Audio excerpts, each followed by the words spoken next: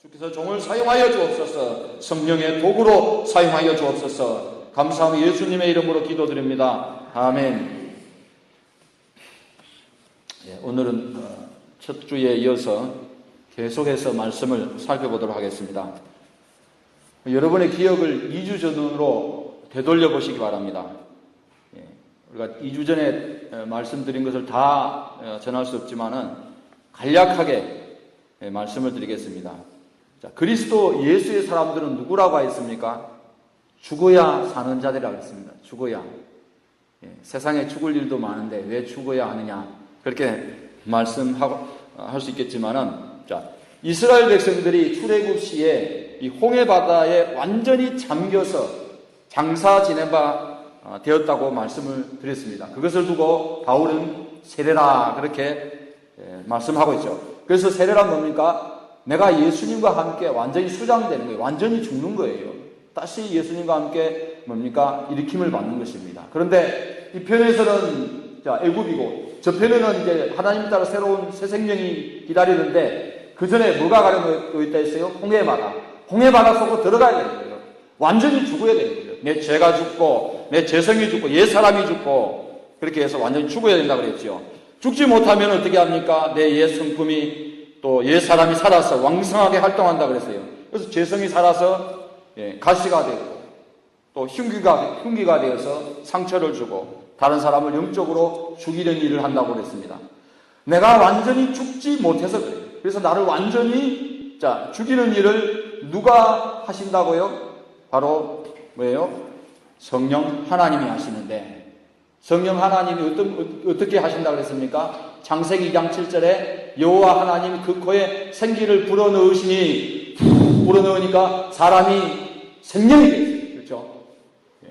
피조물이 되었습니다. 살아 움직이게 됐습니다. 그런데 우리가 아는 바처럼 예수님께서 부활하신 후에 제자들에게 숨을 내쉬면서 성령을 받으라. 이럴 때에 사용된 단어가 뭐랬어요? 엠피사오. 숨을 내쉬라. 바로 성령이 우리를 새롭게 빚으시고 재창조하신다는 것을 말씀을 드렸습니다. 이와 같이 여러분도 성령으로 말미암아 새롭게 변화되시기를 주님의 이름으로 축원드립니다. 자, 그렇다면 여러분에게 한번 묻겠습니다. 여러분, 세례는 예수님 안에서 이제 새롭게 출발하는 겁니까? 아니면 끝이에요?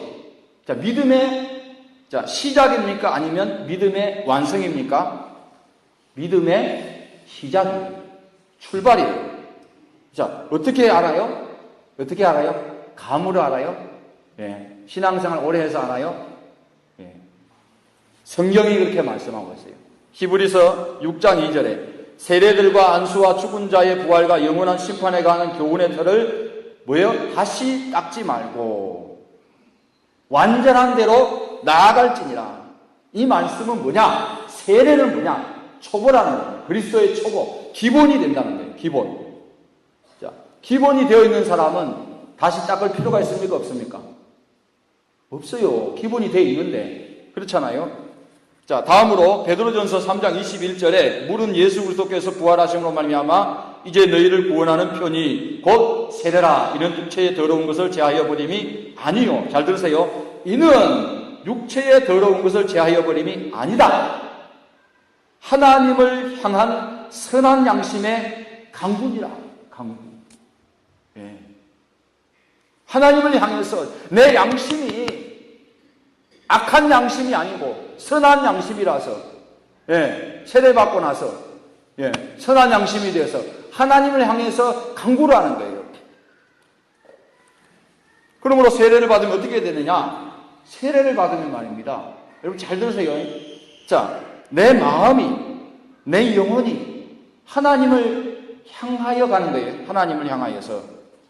그래서 어떻게 합니까? 마음이 가는 거예요. 주일날도 가는 거예요. 마음이 가는 거예요. 새벽 기도도 가는 거예요. 마음이 가는 거예요. 수요 예배도 가는 거예요. 또 금요 심야 기도회도 가는 거예요. 몸은 갔어요, 안 갔어요? 몸은 안 왔어요. 우리가 언제 몸이 갑니까? 은혜를 받아요. 말씀에 충만해야 돼요. 은혜가 충만해야 돼요. 성령을 체험해야 돼요. 그러면 몸하고 마음이 같이 가는 거예요. 같이. 우리 집에도 세례만 받고 예배 잘 안 드리는 예배를 아예 안 드리는 게 아니고요. 가기 싫으라 그래요. 세례 받고. 그래서 제가 세례 받으면 좀 달라지지 않겠냐 했는데 은혜를 받아요. 은혜를 받고 하나님 만나고 성령을 체험하고 하나님의 말씀이 살아 역사한다는 걸 경험하고 그렇게 되면은 가라 소리 안 해도 가게 돼 있어요.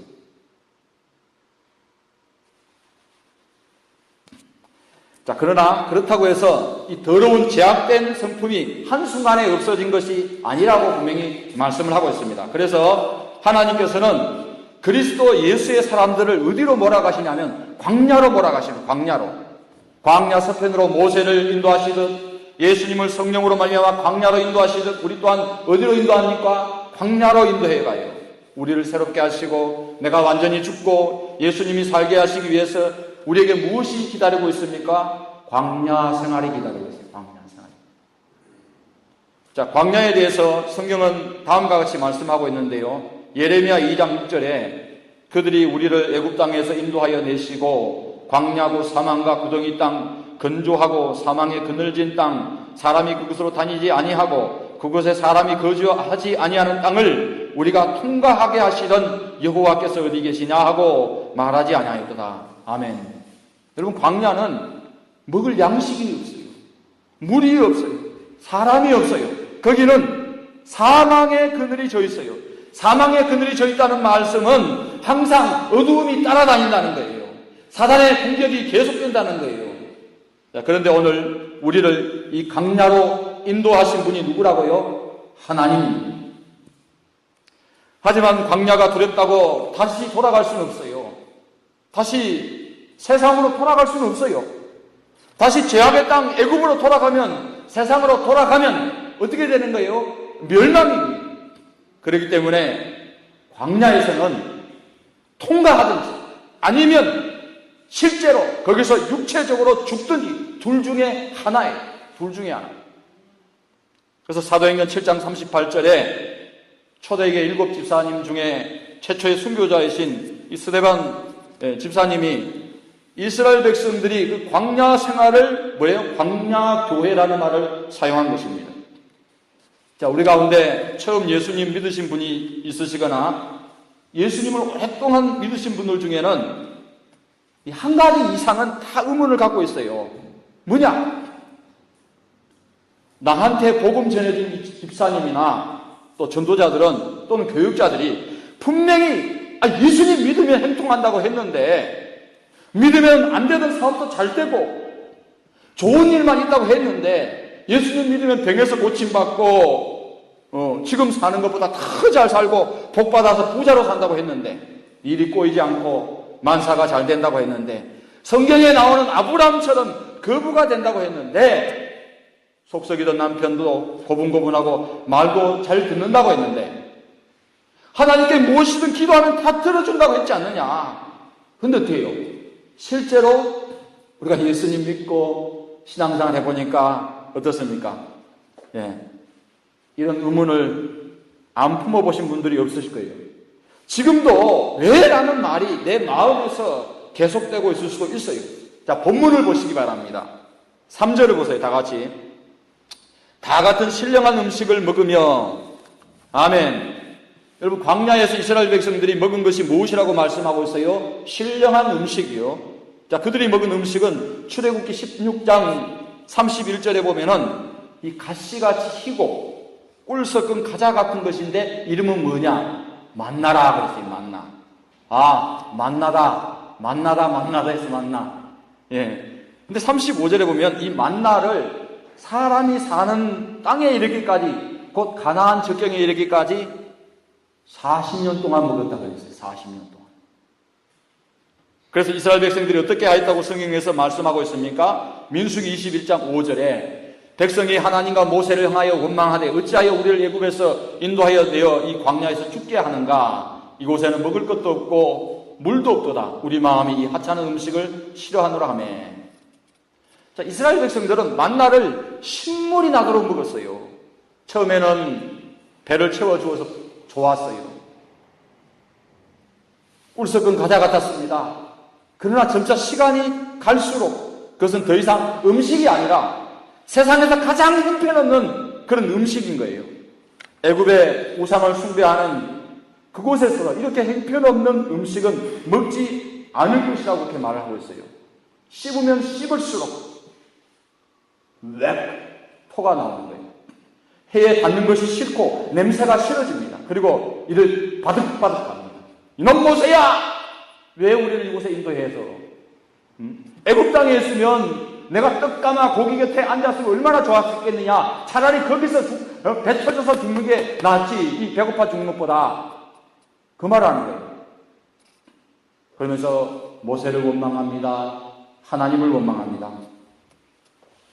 사랑하는 성도 여러분, 여러분은 밥을 먹는데 눈물에 젖어서 밥인지 눈물인지 분간이 안 갈 정도로 눈물에 밥을 말아 먹어본 적 있습니까? 있어요? 저는 있습니다. 아마 여러분 중에도 많은 분들이 경험해 보신 적이 있으시거나 또 지금 이 순간에도 경험하고 계신 분들도 있을 것입니다. 자, 그런데 누가 그렇게 의도했느냐? 하나님이 하시네요. 하나님이. 누가 강야로 이스라엘 백성들을 인도하셨어요? 그들을 애굽의 종살이에서 구원하여 주신 분이 누굽니까? 하나님입니다. 그래서 성경은 이스라엘 백성들이 먹은 음식이 단순한 음식이 아니라 신령한 음식이다 라고 말씀하고 있는 거예요. 시편 78편 24절에 보면 자, 그들에게 만나를 비같이 내려 먹이시며 하늘 양식을 그들에게 주셨나니 아멘. 무슨 양식? 하늘 양식. 하늘 양식. 예.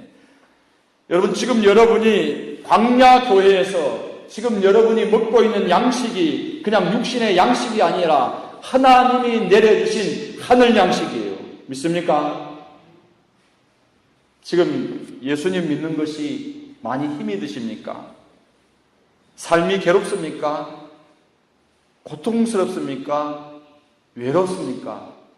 핍박과 박해를 받고 있습니까? 사단의 공격을 받고 있습니까? 그러나 이것은 육신의 양식이 아니라 하나님께서 저와 여러분에게 하늘에서 내려주시는 하늘 양식이라는 것을 믿으시기 바랍니다. 하늘 양식. 그렇다면 사랑하는 성도 여러분, 하나님께서는 하늘 양식을 우리에게 주시는 이유가 뭔 줄 알아요? 하늘 양식을. 신명기 8장 2절에 보시면 내 하나님 여호와께서 이 40년 동안에 내게 광야길을 걷게 하신 것을 기억하라. 이유가 뭐예요? 이는 너를 낮추시며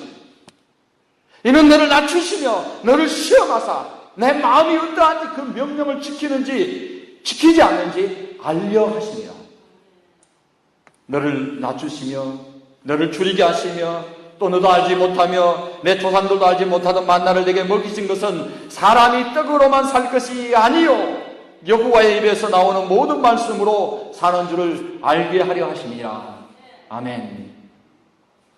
여러분, 이 신명기 8장 2절 말씀이 그냥 귀에 들려지십니까? 아니면 정말 그렇다.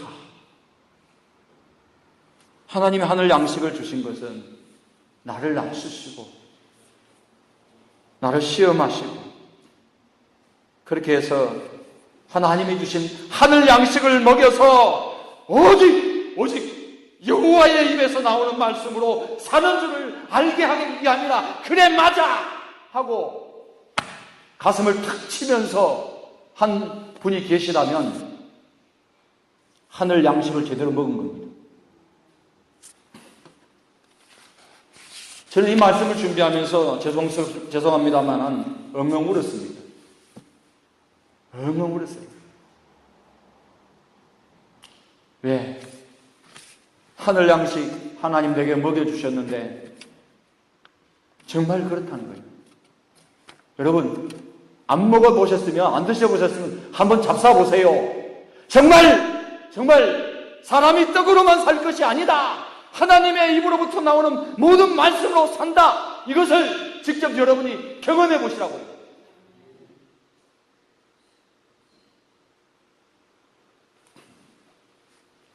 우리가 광야에서 하늘 양식으로 배를 채울 때 사탄은 우리를 공격합니다. 네가 이래도 하나님을 아버지라 믿느냐? 내가 믿는 예수님 어디 있느냐? 내가 그렇게 힘드는데, 괴로운데, 고통스러운데, 외로운데, 형편없어 보잘것없이 취급당하는데 내가 믿는 하나님 어디 있느냐? 예수님 안 믿어도 다 잘 살지 않느냐? 너 꼬라지를 한 봐라.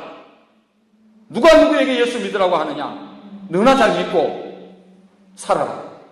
너는 너 자신이 불신자들보다도 행복하고 그렇게 행복하다고 자신 있게 말할 수 있느냐? 불신자들보다도 행복하게 한번 살아봐라. 지 앞가림도 못하면서 전도라니. 그렇다면 좋다. 이 돌들이 떡이 되게 해보라. 너도 의식주 앞에서는 어쩔 수 없는 사람 아니냐? 배고프고 서럽고 줄인데 아픈데 예수는 무슨 그런 마음을 누가 준다고요? 마귀가 주는 거예요. 이럴 때 우리는 어떻게 해야 합니까? 고린도전서 10장 9절 10절을 보시기 바랍니다. 그들 가운데 어떤 사람들이 주를 시험하다가 뱀에게 멸망하였나니 우리는 그들과 같이 시험하지 말자. 그들 가운데 어떤 사람들이 원망하다가 멸망시키는 자에게 멸망하였나니 너희는 그들과 같이 원망하지 말라. 아멘. 그럼 어떻게 해야 합니까? 원망하지 말라는 거예요. 그들 가운데 어떤 사람들이 주를 시험하다가 불뱀에게 물려가지고 멸망하였다는 말은 하나님께 매사에 원망하고 불평하면 하나님께서 다 해결해 주실 것이라는 이 잘못된 믿음을 말씀하고 있는 거예요. 여러분 기억하시기 바랍니다. 우리가 하늘 양식을 먹을 때에 그것이 맛이 없다고, 배를 채우기에 부족하다고 하나님께 침을 흘리고 원망하고 불평하면은 하나님 다 해결해 주실 것이라는 것은 무슨 믿음이에요? 잘못된 믿음이에요. 그럼 어떻게 해야 돼요? 원망하고 불평하지 말라는 거예요. 바로 감사하시기 바랍니다. 저와 여러분이 밥을 먹는데 눈물에 젖어서 밥이 밥인지 눈물인지 분간이 안 갈 정도로 눈물에 밥을 말아 먹더라도 원망하고 불평하지 말라는 거예요. 감사하라는 거예요. 근데 어떻게 감사할 수가 있어요? 그것을 경험해 본 성도들이라면 바로 이 말부터 입에서 튀어나올 거예요. 아니, 당신이 이거 경험해봤냐고, 당신이 하늘 양식 먹어보고 이야기하는 거냐고. 그 말이 입에 튀어나온 즉시 어떻게 해야 돼요? 입을 잠가야 돼요. 그 말도 하지 마시기 바랍니다. 왜냐하면 하나님께서 하늘에서 내게 내려주신 양식은 사람이 떡으로만 살 것이 아니라 하나님의 입으로부터 나오는 모든 말씀으로 사는 줄을 알게 하시기 위해서 오늘 하늘 양식을 나한테, 여러분한테 하나님이 먹여주고 계신 것이기 때문입니다. 그러므로 광야를 통과할 때는 원망하거나 불평하지 마시기 바랍니다. 그랬다가는 광야를 통과하기는커녕 이스라엘 자손들처럼 될 수가 있어요. 고린도전서 10장 11절에 그들에게 일어난 이런 일은 본보기가 되고 또한 말세를 만한 우리를 깨우치기 위하여 기록되었느니라. 그런즉 뭐하라고요? 선줄로 생각하거든 넘어질까 조심하라. 아멘. 그래서 눈물 젖은 빵을 먹어보지 않고는 인생을 논하지 말라는 것이 아니라 하늘 양식을 먹어보지 않고는 신앙을 말하지 말라는 거예요. 그리고 눈물 젖은 물을 마시지 않고는 십자가를 말하지 말라고 성경은 말씀하고 있어요. 여러분, 눈물로 밥을 말아 먹어본 것처럼 눈물과 뒤섞여진 물을 마셔본 적이 있습니까? 물을 마시는데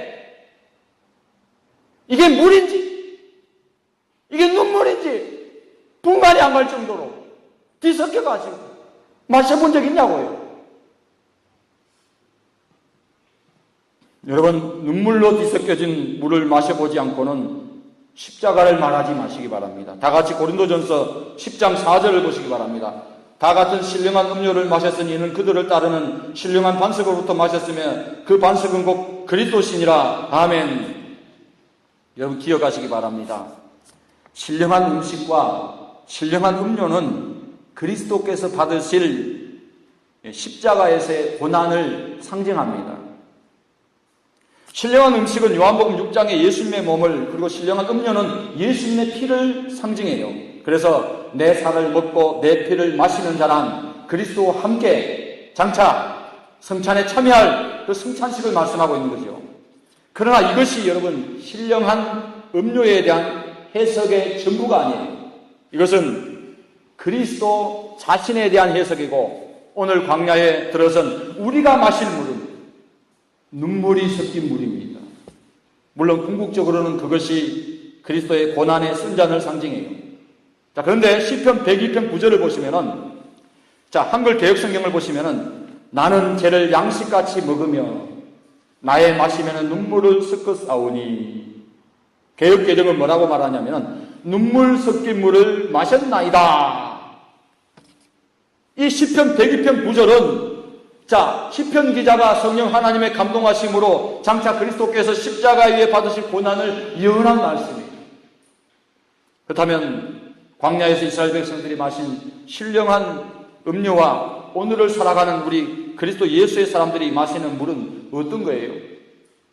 여러분, 여기 신령한 반석에서 생수가 터져나온 사건은 구약의 출애굽기 17장 6절 이하의 사건을 배경으로 두고 있어요. 자, 백성이 처음에는 먹을 것이 없다고 불평합니다. 하나님께서 하늘 양식이 만나를 먹여주셨고, 이제 신광야를 떠나 느비딤에 이르러서 장막을 쳤을 때는 마실 물이 없다고 백성이 모세와 다투고 모세를 원망합니다. 그래서 하나님께서는 호렙산 반석 위에 거기서 여호와 앞에 서서 반석을 치라고 명령하십니다. 그래서 그 반석을 치면 그것에서 자 물이 나오게 하여서 백성이 마신 거예요. 그런데 왜 사도 바울은 이스라엘 백성들을 따르는 신령한 반석으로부터 마셨으며 그 반석은 곧 그리스도시라고 말씀하고 있습니까? 그리고 광야 교회에서 신앙생활을 하고 있는, 오늘 광야를 통과해야 하는 오늘을 사는 우리 성도들에게 이 말씀이 어떤 의미가 있느냐 그 말입니다. 이것을 알려면 이사야 48장 21절을 살펴볼 필요가 있어요. 자, 여호와께서 그들을 사막으로 통과하게 하시던 때에 그들로 목마르지 않게 하시되 그들을 위하여 바위에서 물이 흘러나게 하시며 바위를 쪼개사 물로 솟아나게 하셨느니라. 아멘. 자, 여러분 모세가 반석을 지팡이로 쳤을 때에 바위가 어떻게 됐냐면 쪼개져 버렸어요. 바위가. 그리고 그 속에서 무엇이 터져나왔어요? 생수가 터져나왔어요. 이 말씀을 고린도전서 10장 4절과 비교해 보시면은, 자, 마치 이 바위가 말입니다. 신비스럽게도 그리스도의 몸처럼 상징화된 것처럼 보입니다. 그래서 바위가 그리스도의 몸을 상징하고 바위가 쪼개진 것은 그리스도께서 십자가 위에서 몸을 버려서 피 흘려 죽으신 것을 뜻한다고도 할 수가 있습니다.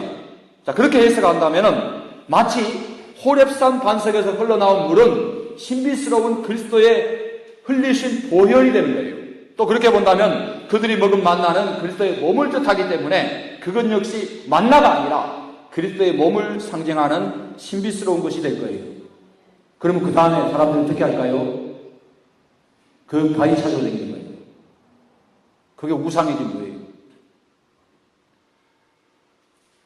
그런 뜻이 아니에요. 자, 그러한 그 알레고리적이고 풍류적인 것보다는 그리스도께서 생수의 근원이 되신다는 거예요. 생수의 근원. 구약의 사건과 바울이 고린도 교회 성도들에게 의도하고자 하는 말씀이 뭐냐? 성경은 생수의 근원이 하나님이라고 직접적으로 말씀하고 있는 본문이 있습니다. 예레미야서 2장 13절 내 백성이 두 가지 악을 행하였나니 곧 그들이 생수의 근원이 되는 나를 버린 것과 스스로 웅덩이를 판 것인데 그것은 그 물을 가두지 못할 터진 웅덩이들이라. 아멘. 생수의 근원이 되는 나를 버렸다. 누구를 버린 거예요? 하나님을 버린 거예요. 생수의 근원. 자, 예레미야 이 말씀처럼 예수님은 자신이 생수의 근원이다. 내가 세상이 주는 물을 마시는 자는 목마르지만은 생수의 근원이 되시는 하나님께서 주시는 물은 영원히 목마르지 아니할 것이라고 신약 성경에서 말씀을 하고 있어요. 예수님이 친히 증언하고 있어요. 요한복음 4장 11절에 14절에 보면 예수님과 사마리아 여인과의 대화 내용에서 확인할 수가 있어요. 여자가 이르되 주여 물기를 그릇도 없고 이 우물은 깊은데 어디서 당신이 그 생수를 얻겠사옵나이까?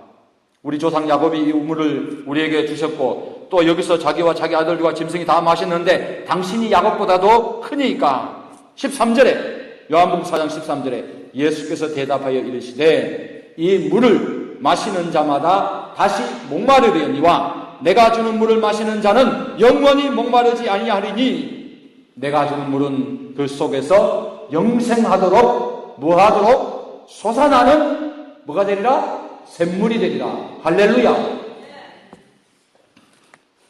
바로 우리 주님께서 생수의 근원이 되신다는 거예요.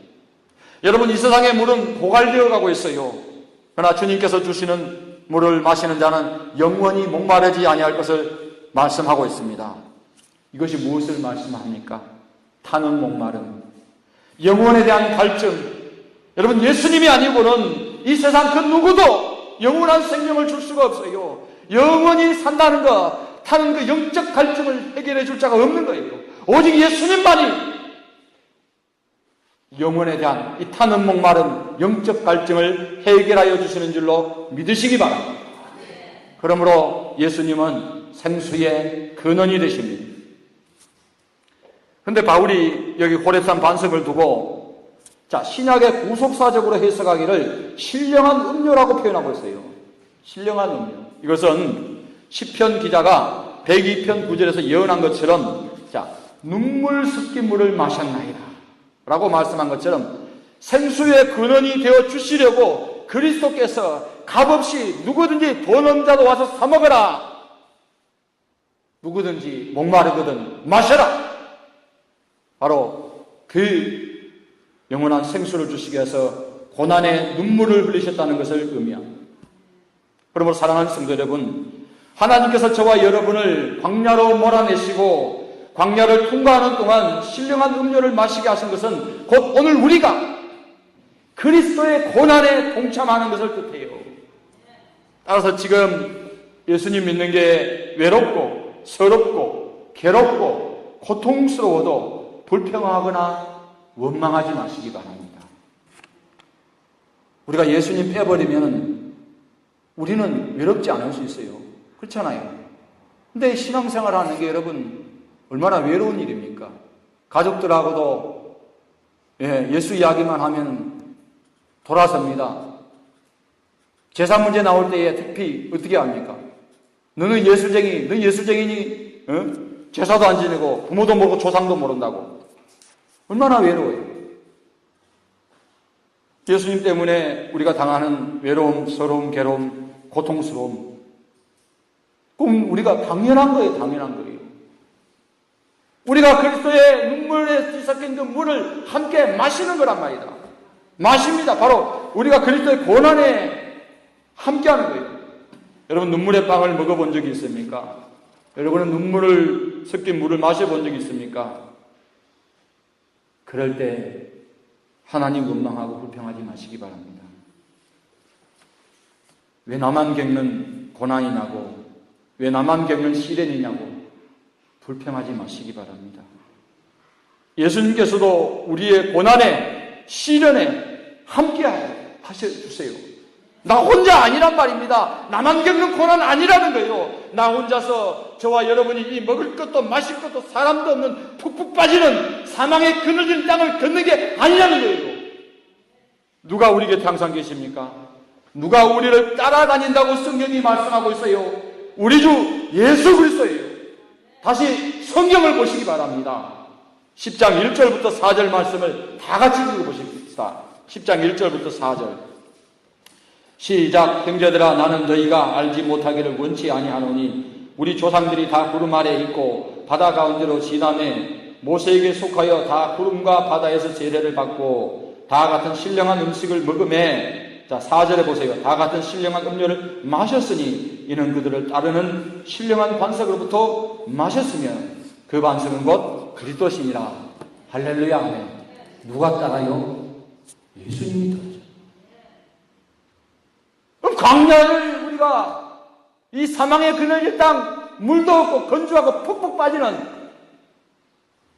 절체절명의 상황 속에서도, 절망 속에서도, 인생의 역겨움, 얼마나 힘든 그 역경 속에서도 우리 주님이 따라가 주시잖아요. 우리 주님이 함께하여 주시고, 우리 주님이. 이게 지금 성경 아닙니까? 이거 성경이요. 여러분, 말씀을 마치겠습니다. 메어리 스티븐슨의 글을 잠시 소개해 드리려고 합니다. 오늘 어떤 사람이 꿈을 꿨어요. 주님과 함께 해변을 걷고 있는 꿈이었습니다. 여러분, 꿈속에라도 주님 만나면 얼마나 좋아요. 그렇죠? 주님과 함께 해변을 걷는다고 생각해봐요. 생각만 해도 기분 좋아요. 너무 기뻐요. 그렇죠? 근데 이번에 꿈을 꿨어요. 하늘 저편에 자신의 인생의 장면들이 영화처럼 막 번쩍번쩍 막 비춰져요. 한 장면 한 장면 지나갈 때마다, 자, 그는 모래 위에 난 두 사람의 발자국을 봅니다. 하나는 그의 것이고 다른 하나는 주님의 것이었습니다. 인생에 자기가 절체절명해. 이게 밥인지 눈물인지, 이게 물인지 눈물인지 모를 정도로 인생에 너무나 절망적이고 너무나 힘든 그 자기 삶의 고비에 그 장면이 딱 비춰진 거예요. 그는 모래 위에 발자국을 돌아봤어요. 근데 자기가 걸어온 길에 발자국이 한 사람밖에 없는 거예요. 자기 한 사람밖에 없는 거예요. 그때가 가장 어렵고 슬프고 정말 힘든 시기였는데, 그래서 그 마음에 걸려가지고 주님께 물었다는 거예요. 주님께서는 제가 주님을 따르기로 결심하고 나면 항상 저와 함께 동행해 주시겠다고 했지 않습니까? 그런데 지금 보니 제 삶의 가장 어려운 시기에는 내 발자국밖에 없습니다. 제가 주님을 가장 필요로 했던 시기에 주님께서 왜 저를 버리셨는지 모르겠습니다. 주님이 뭐라고 대답하셨겠어요? 나의 소중한 아들아, 나는 너를 사랑하기 때문에 너를 버리지 않는다. 내 시련과 고난의 시절에 한 쌍의 발자국만 보이는 것은 내가 너를 업고 간 때문이다. 그렇게 말씀을. 메어리 스티븐슨의 글입니다. 사랑하는 성도 여러분, 광야길을 걷는 게 힘듭니까? 가도 끝이 없는 것 같아요. 이제는 지쳐서 말할 힘도 없습니까? 외롭고 서러워요. 여러분, 주위에 아무도 없는 것 같아요. 세상에 나 혼자만 버려진 것 같습니까? 핍박과 박해가 두렵습니까? 신앙생활 하는 게 힘이 듭니까? 계속해서 반복되는 삶이 싫어지기까지 하십니까? 혼자가 아닙니다. 주님이 여러분과 함께 합니다. 여러분이 제일 힘들어할 때에, 괴로울 때에, 인생에 가장 힘들고 지칠 때에 주님은 여러분을 업고 걸어가고 계셨고 지금도 그렇게 하고 계셔요. 주님께 여러분의 인생을 맡기시기 바랍니다. 주님은 신령한 음식이며 음료가 되세요. 여러분을 줄이지도 배고프지도 목마르지도 않은 저 영원한 천국으로 여러분을 인도하는 줄 믿으시기 바랍니다. 끝까지 승리하셔서 주님 계신 저 천국에서 만나 뵙기를 주님의 이름으로 축원합니다. 기도드리겠습니다. 주님, 힘들어요, 아파요, 괴로워요, 고통스러워요. 사람들이 나를 핍박합니다, 박해합니다. 나는 벌레요, 나는 티끌만도 못해요, 나는 얼굴도 못 들고 다녀요. 가장 힘들고 가장 고통스러울 때에 주님 어디 계십니까? 우리가 주님은 원망하지만 그러나 그것이 아니라 주님은 나를 지금 업고 가고 계신다는 것을, 사람이 감당할 시험밖에는 너희에게 당한 것이 없나니 오직 하나님은 미쁘사 너희가 능히 감당하게 하신다. 피할 길을 주신다고 약속하셨던 것처럼 주님이 우리를 업고 가시기 때문인 줄 믿습니다. 주님 바라보기를 기도합니다.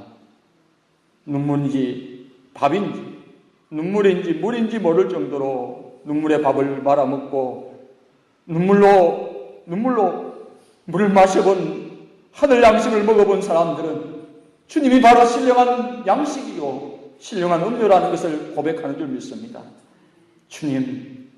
우리 주님은 끝까지 나를 버리지 아니하시고 우리를 버리지 아니하신 줄 믿습니다. 우리가 그 주님과 함께 할 때에 주님이 마신 고난 또한 우리가 받아 마시게 하여 주옵소서. 감사드리며 예수님의 이름으로 기도드립니다. 아멘.